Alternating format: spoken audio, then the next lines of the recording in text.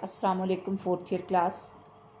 आज हमारा chapter number 18 कल हमने शुरू किया था, जिसमें सलातुल-जुमा, बाब सलातुल-जुमा के नाम से। उसमें हमने देखा कि बाब सलातुल-जुमा जो है उसमें कौन सी जगह जो है जहाँ पर जुमा की नमाज का एहतमाम किया जाता है। अब देखते हैं कि नमाज जुमा का सही वक्त जो है वो क्या है और खुतबा जुमा और उसकी मिकदार क्या होनी चाहिए। आज हम उसका दूसरा हिस्सा पढ़ेंगे।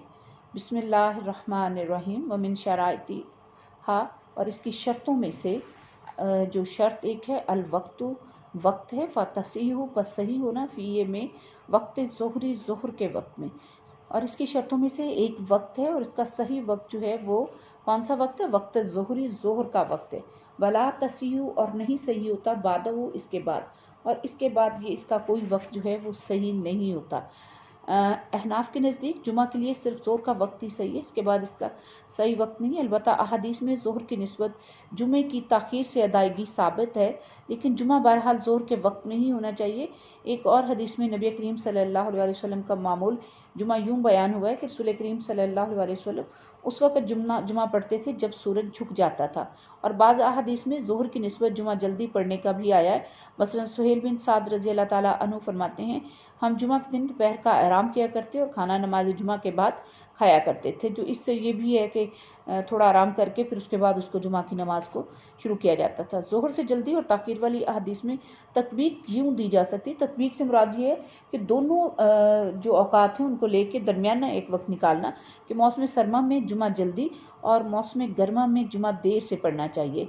इसकी तायद ये हदीस भी करती है कि हज़रत अनस रज़ी अल्लाह ताला अन्हु रसूल करीम सल्लल्लाहु अलैहि वसल्लम से ये रवायत करती है कि जुमा जल्दी और मौसम गर्मा में देर से ठंडा करके पढ़ा करते थे।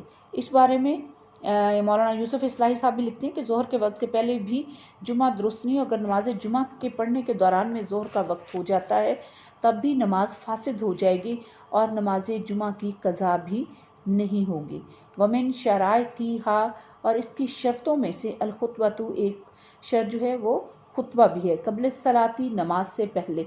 और इसकी शराइत में से एक शर्त जो है वो खुतबा है, और जो कि नमाज से पहले दिया जाएगा।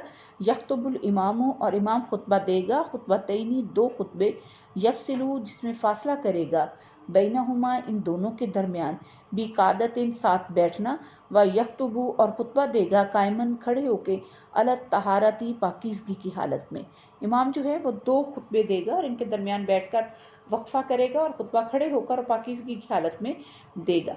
जुमा के खड़े होने से पहले दो खुतबे दिए जाते हैं। मसलन सही मुस्लिम में है कि नबी करीम सल्लल्लाहु अलैहि वसल्लम खड़े होकर खुतबा दिया करते थे, फिर बैठ जाते, फिर उठते और खड़े होकर खुतबा देते, और इनके दरमियान फासला होता था।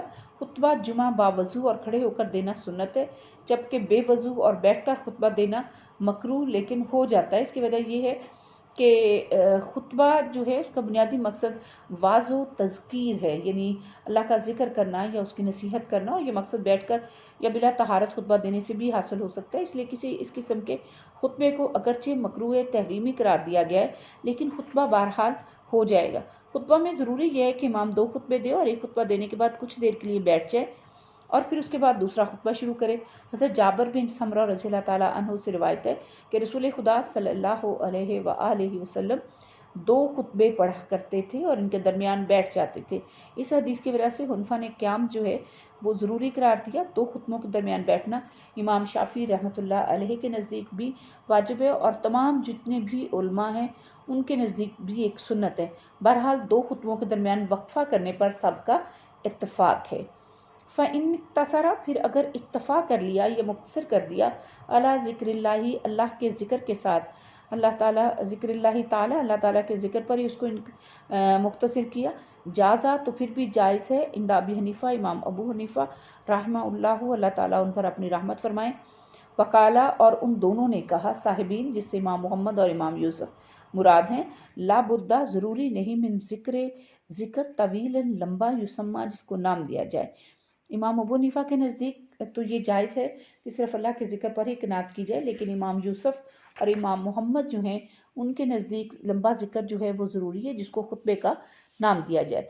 फ़इन ख़तबा कायदन, अगर खुतबा जो है वो बैठ कर दिया, औ अला गैरी तहारतिन, या बग़ैर पाकीज़गी की हालत के, जाज़ा, तो ये भी जायज़ है, व युकराहु, और ये चाहे मकरू होगा। इमाम अबू हनीफा रहमतुल्लाह के नज़दीक खुतबा जुमा महज ज़िक्र खुदाबंदी का काफ़ी है, लेकिन इमाम यूसुफ और इमाम मोहम्मद रहमतुल्लाह अलैहिमा के नज़दीक तवील ज़िक्र लाजमी है। आखिरी राय बेहतर है, क्योंकि जुमा की नमाज का मकसद लोगों को इस्लामी तरबियत और हालात हाजरा से आगही और हालात के मुताबिक इस्लामी ज़िंदगी गुजारने का तरीका बताना भी ज़रूरी होता है। इसलिए खुतबा ना बहुत तवील हो कि लोग उकता जाएं और ना बहुत ही मुख्तसर के लोग तशनगी महसूस करें। इसमें एतदाल से काम लेना चाहिए, लेकिन खुतबा इतना ज़रूर हो कि उसको खुतबे का नाम दिया जा सके। अब इमाम अगर बेबैठ कर या बेवजू खुतबा दे तो खुतबा तो हो जाएगा, लेकिन इसको ऐसा करना जो है उसको मकरूए तहरीमी कहेंगे। ठीक है जी, इंशाअल्लाह ताला बाकी जो है वो हम अगला हिस्सा जो है फिर कल पढ़ेंगे।